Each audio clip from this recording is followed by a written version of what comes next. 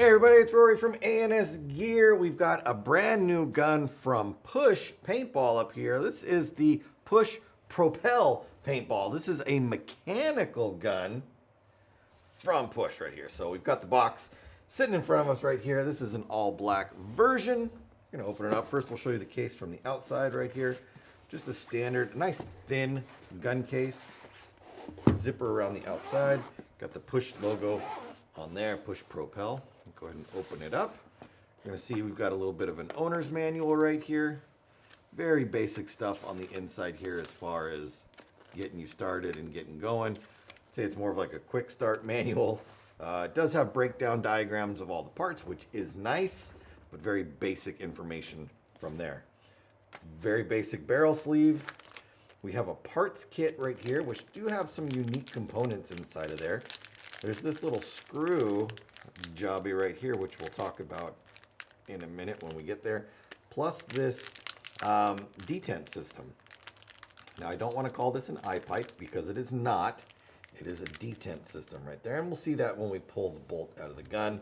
But I'm going to keep this to the side because I do want to show you what this little tool is for, because there's no information in the manual as to what it's for. So I want to make sure that you guys understand what that is right there. Got a two-piece barrel. And thread that together. I believe this is probably a 6.89 bore size. It is not marked, but that is pretty common for barrels right there. For a stock barrel in your gun, either a 6.88, 6.89 barrel right there. Auto cocker threaded, in case you're wondering. That way, you can put any other barrel in there that you want. Now here's the gun right here. Move this out of the way. We've got our marker right here. Mechanical setup. So we got a single trigger right there. There is a safety, which is underneath here. It's this little red thing that does slide back and forth. And we'll talk about that in just a minute. We have an on-off ASA with a gas-through system right here. There is a button on each side of the ASA. So this is your on-off button, and then this is your degas button. I shouldn't say this is your on-off button. That's wrong. This is your on button, and this is your off button right here. When there is a tank on there and there's pressure on the pin inside here, the button will stay down like that. And then you will degas like that. If I can do that without, you guys can see that. So, boop, right there. And then, boop, like that. So, because there is a button on each side, there is a potential for degassing the gun. If you were to hit the ground, maybe this way or something like that, it could pop it and degas your gun. So it's something you want to be careful or be weary of while you're out there playing with this gun, and kind of make sure you understand where the limits of where the gun can go are. I think that's something that you might do once or twice when you first pick it up, and then you'll realize, okay, I got to get around that, and it's not something I'm going to do. But I want to give you that heads up right there. Because they're on the side, there is a possibility for that. It's kind of just like a lever on the side of a gun. There's a possibility that you could degas the lever as well. So if you know going into it, shouldn't be too big of a problem. On the top right here, we do have a thumb screw that is broached with an Allen key slot right there. So this is what you're going to use to tighten it down, either by hand or with the Allen key. It does not have a lever on it, but from what we've seen, this is like Empire or Inception compatible, so any of those clamp style feed necks should work right there. Like the newer version for the Axe 2.0, the Mini GS, not a threaded version, but an actual clamp bottom version right there. All right, moving to the front right here, this foregrip does have a rubber outside to it, like a rubber sleeve around the outside, but there's just a polymer foregrip right here coated in a rubber sleeve.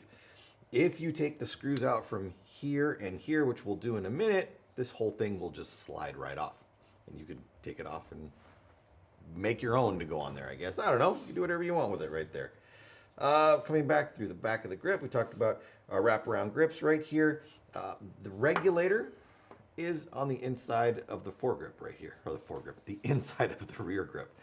Put an Allen key into there and turn to adjust velocity. If you turn in clockwise, you are decreasing. Turn out counterclockwise, you are increasing velocity. Let's pop our bolt up and out. So we've got a sprung back cap on here. All right, so that does spring up and down. So if we push it up and then pull, it slides out nice and easy. Now our bolt system right here has this interesting thing on the end right here. This just actually pops right off right there. So this is our detent system. It is not an eye pipe because this is a mechanical gun. It has no eyes in it. This is just what houses the detent of the marker. And as you can see, the detent itself is incorporated into this detent system right here, this detent pipe. That's what I'm going to call it right there. There are 3 tabs around the front, and those tabs help snap it on and index it to the front right here. Now, this can just rotate around in here. So let's just say you've snapped it on and it's like this, and then you're going to try to slide this into the gun. Well, this is facing the wrong direction. This needs to be facing up so that the ball can drop in. On the front of the detent system right here, there is a slot. You can see it right there. And I don't know if you can see it down in there since we've got the back open. Right down in there, there's a little nub sticking up inside there. When they're lined up properly, that little nub will slot into this index and it will hold this in the right spot so that it cannot rotate when it is inside the marker.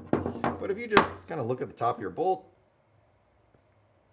make sure that your detent system is on the top right there, and then slide it in. It's not hard. You don't need to like, oh my God, is it perfect? No, you just make sure it lines up along the top and slide it right in there. Super simple. All right, so let's do, what should we do? Let's do a little bolt breakdown, I guess. So we'll take it apart. That comes off the front. Unscrew, unscrew. So this is going to unscrew also. Take our back end apart. The bolt breakdown is very simple, very straightforward. Just right there. Oh, I think I can get this one out by hand. Yep.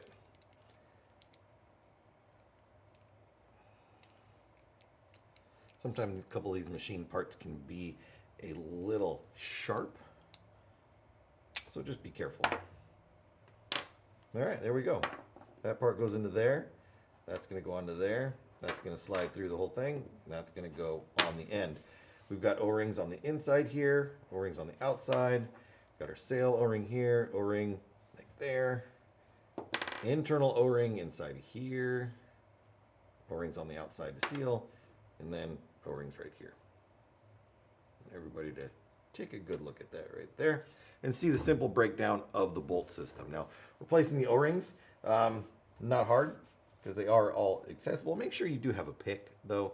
Getting O-rings out from the inside of sections without some sort of pick can be very difficult, and you can run into damaging the internal pieces. But if you're trying to jab, like, I don't know, people stick all sorts of weird things inside of stuff. Get a nice sharp dental pick and gently get it out of there. So we got that. Now, let's take apart the gun itself. I'm going to take this little Allen right here. I'm going to go into the front.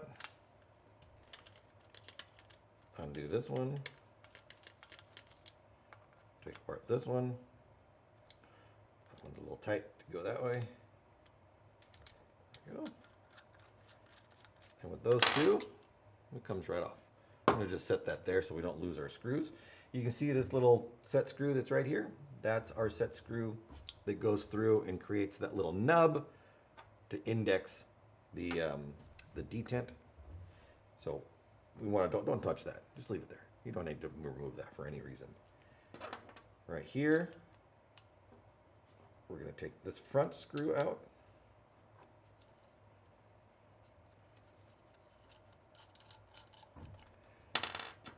Put that there. And then this rear screw is a captured screw. It is actually down underneath the frame, And so you have to kind of get at it. You can't, or when you unscrew it, it's not going to come out. It's going to stay inside the frame. So as you're unscrewing this, make sure that you have the Allen key all the way inside of it and that it is sitting in there properly. And if you're going to come at it with like a ball end, like this one right here, and you're coming at it in an angle, be careful because it is a captured screw. There's a really good chance that you're going to start scratching up the outside of the frame here. So I unscrew it a little bit to make sure that it's loose, and then I get in there and I'm just careful with it so that I'm not creating damage right there. Once we get it up high enough, it should come right out. And there's our screw inside there. And it kind of drops in like that, and then you have to slide it back so that it lines up properly inside there. All right, so here is our trigger system right there. Mechanical trigger valve. I am going to take these grips off so that you can see where all the other bits and bobs are inside there.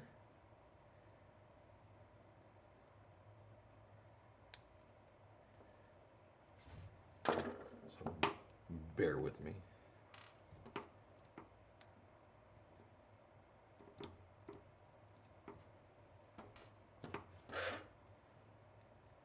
I'll give you a better idea of where the regulator is in there too.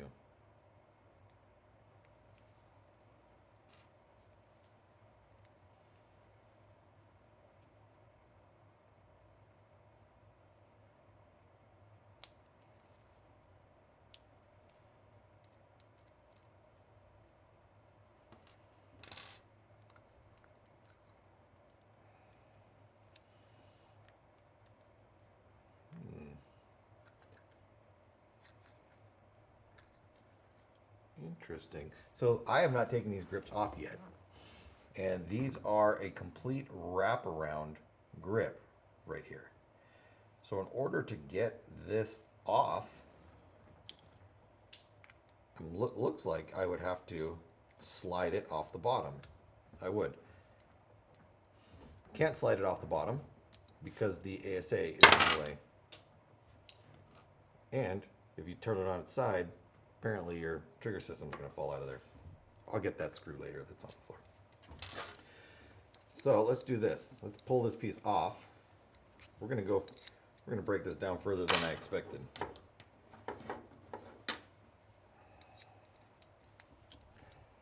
You're going to see everything coming out of this.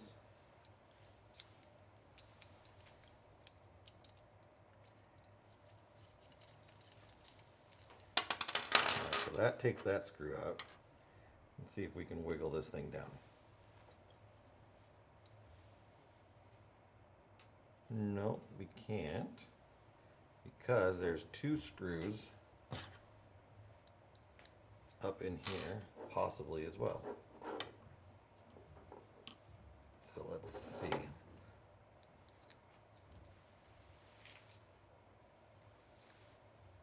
No. No.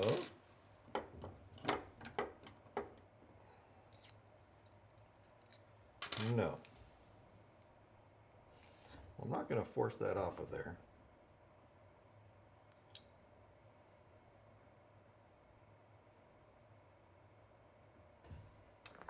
Maybe it is a metric thread. That is a great question. I didn't bring my metric keys up with me, so that is possible. Because definitely just pulling this front one out isn't allowing me to take that front grip off of there. But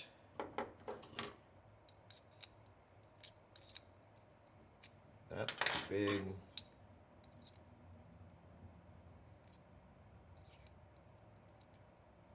That feels too big.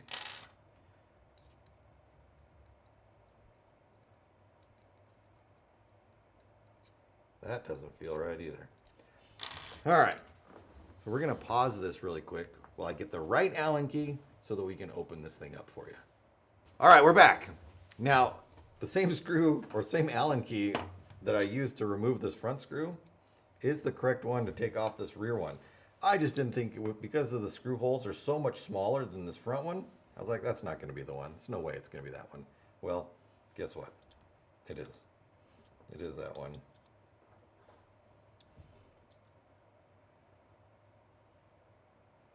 I think. It is that one. But because it is so much smaller, the hole that they've drilled, it's probably really, really close. And that's what was throwing me off. It's going to be the one that they provide. There's going to be a metric version that's really close to that one right there. So right here. I mean, look at this size. They are so close to each other right there. Just slightly off. So that fits down in there. Just like that. So make sure you have... Oh my God, I'm not going to be able to get that apart.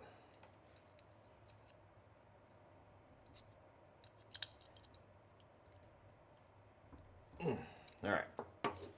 This is getting crazy right here. I got to get a tool. Go into my toolbox.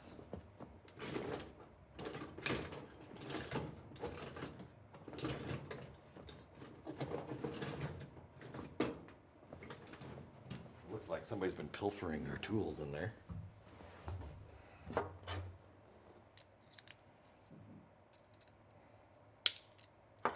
All right. Done. And done. Oh no, still not done.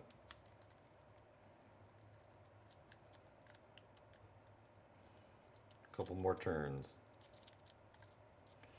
Now we got it off of there. And another 2 captured screws in there.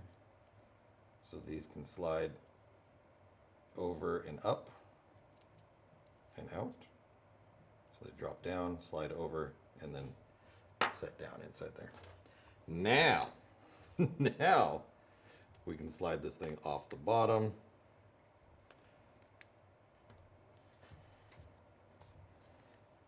And we can have access to this, I think. Yeah, there we go. Probably should have looked at that before I came up here, that this is a wraparound grip. So there we go. Now it's off. And now we can see our transfer tube, regulator right there with adjustment, which is something I just wanted to show you guys in the first place. And then our valve right here, our trigger valve. So I talked about a tool that was in the kit right here, and it's this weird little thing that has a threaded end on it. This is not an Allen key, it's actually just a threaded post. And this is here to remove these caps out of the valve if you need to do service right here. Otherwise, you'd have a really hard time getting them out because they are set flush against the body of the valve, and you have no real way of grabbing a hold of them to get them out. You could probably take a pick and stick it in here and kind of wiggle it out, but you might end up damaging the threading on the inside. Not that that's going to cause a problem with function, but that would make it so that this would never thread in there. So that's what this little tool is for, if you're wondering why it's in there. So all of that to just tell you what that's for right there. But here's our valve. Now the valve just drops in. We've got some patent information on there so that we can tell which way this needs to go in. An O-ring and a pass-through. That's going to line up right down there. Now, something I have noticed when this is off and I'm taking this gun apart is there are a lot of small O-rings. We've got an O-ring here, here, here, here, here. So 4 on the top of the valve body, 1 on the transfer for gas coming up through. Then we've got 1 on the bottom of the valve body and another one that seals against the valve body. And then if I flip this over,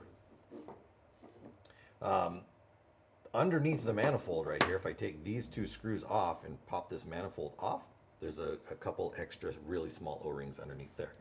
Now they do come in your parts kit right here, so those O-rings are in there, so you don't need to worry about finding new O-rings. And plus, since these aren't moving O-rings,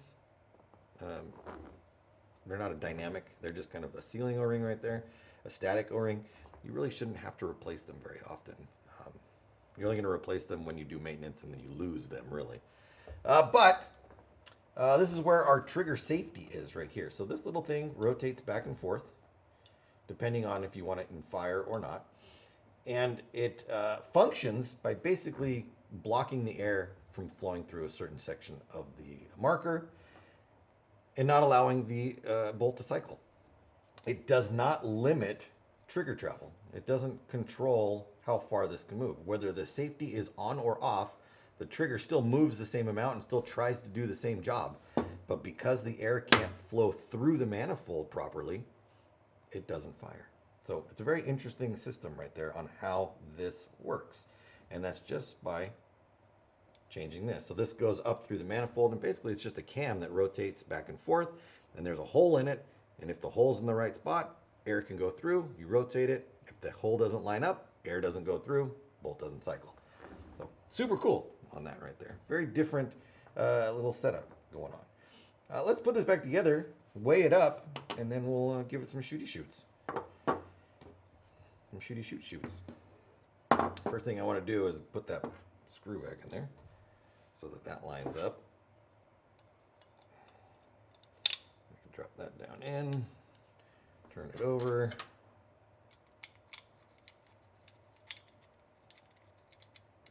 Screw down, and then I'm going to tighten it up this way. Put the front one in.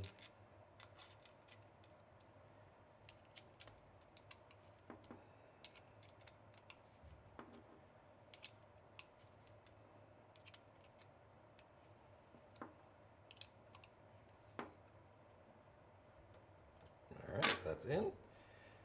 Take our bolt assembly and put it all back together.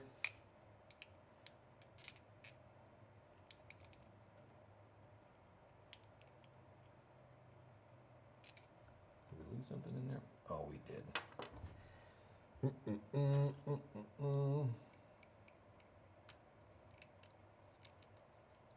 So one of the O-rings that's on the bolt, on the guide right here, did pop off.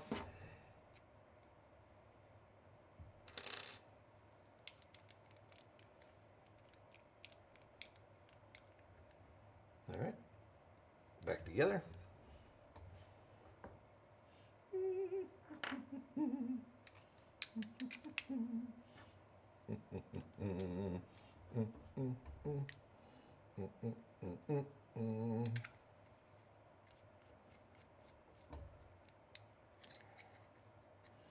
Sometimes it takes a minute for your brain to catch up with what your hands are doing.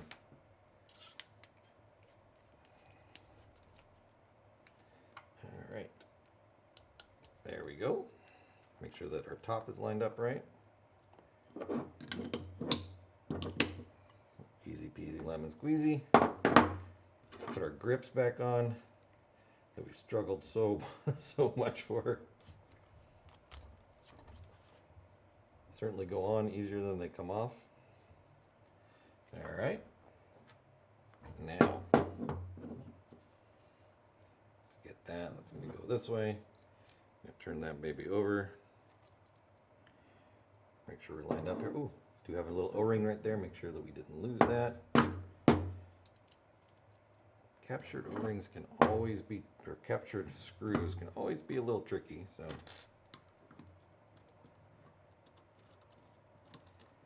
make sure that you've got it as lined up as you can.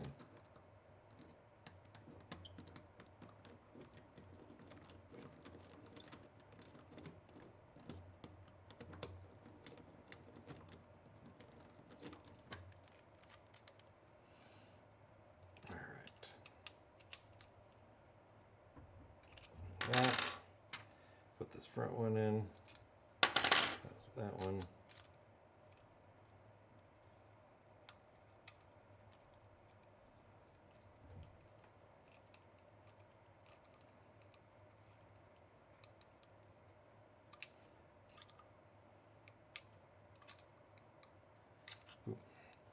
kind of out of the frame there. Sorry, guys.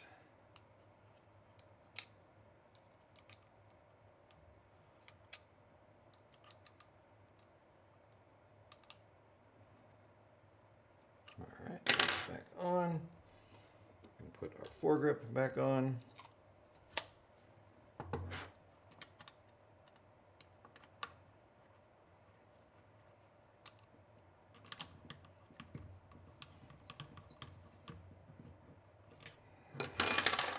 There we have it.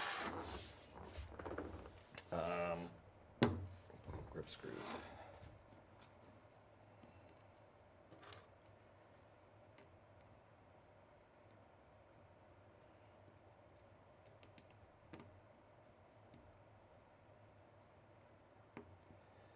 Got one.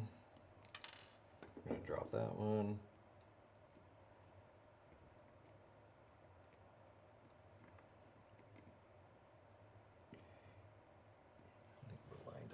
Hole. There we go.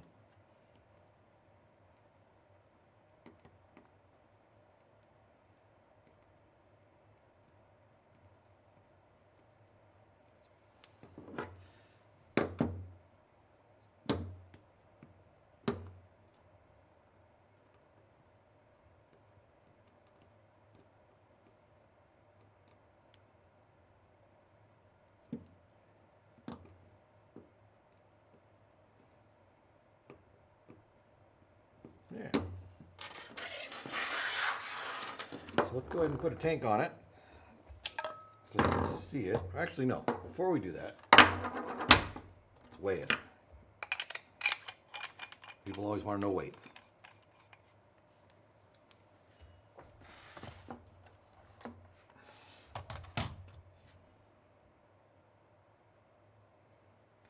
Fluid ounces. That's not helpful. Pounds and ounces. There we go.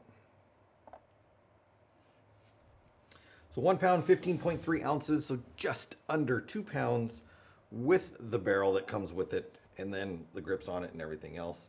Obviously, there's no battery in it, so you're not going to weigh it up with the battery. So we're just under 2 pounds for the weight of the marker.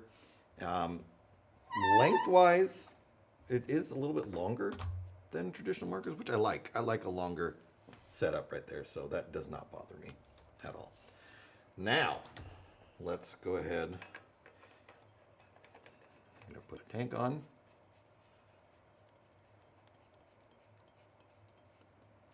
And then, you see this? Gassed up right there. If I flip it over, degassed, on.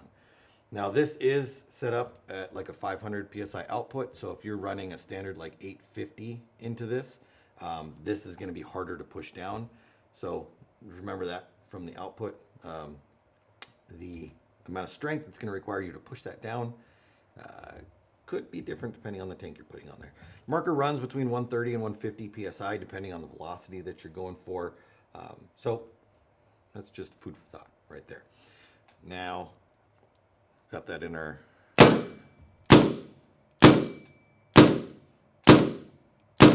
forward position right there. But if I take that and I slide it backwards, trigger travel is the same. Everything is the same.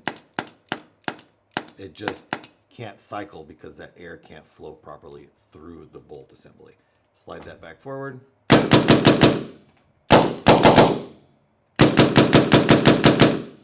And slide it back. One thing you do have to get used to with shooting this gun, which first couple times I shot it, I was like, well, that's something I'm not used to feeling, is that when the trigger valve vents air, it vents it through the grips right here. Now, there are other markers that vent through the grip, but this one in particular, when it vents, I really feel the grip like pulsing, basically. Every time I shoot, I feel the grip like kind of just expand and then contract, expand and contract, which just was something different.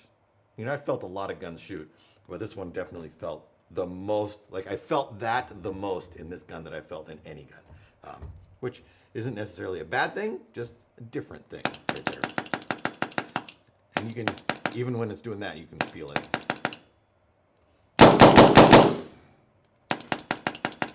Super cool. So here we go. This is the push propel. Let's go outside and shoot this thing. You can see it in action.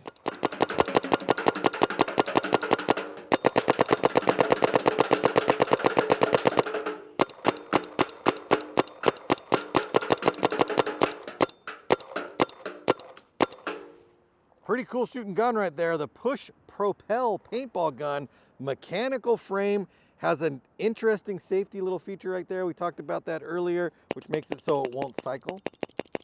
So it's not actually causing the trigger not to move, but it's causing the air not to flow through the bolt properly. So it's kind of a nice lock little system right there, but nice, smooth, cool shooting gun right here. The Propel from Push. It's available on the website. Get yours today at ANSgear.com.